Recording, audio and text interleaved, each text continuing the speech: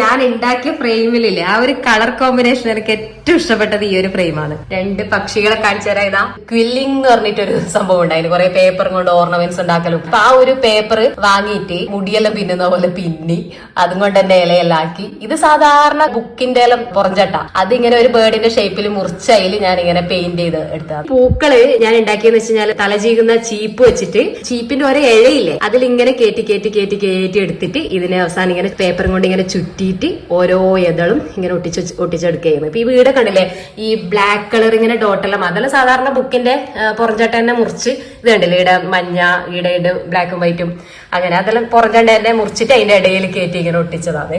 പിന്നെ ഇതും ആ പേപ്പർ കൊണ്ട് തന്നെ ഇങ്ങനെ ചുരുട്ടി മുട്ടുകൾ പോലെയാക്കി തണ്ടും ഇങ്ങനെ പേപ്പർ അത് ഒട്ടിക്കാറെല്ലാം അന്നേരം ഒരുപാട് സമയം എടുത്തു. കാരണം ഇങ്ങനെ ചെറിയ ആ ഒരു ഭാഗത്ത് മാത്രം ഫെവിക്കോൾ തേച്ചിട്ടാണ് നമ്മൾ ഇത് ചെയ്യുന്നത്. അപ്പോൾ ഇതാണ് അതിന്റെ ഒരു വലിയൊരു ഫ്ലവർ.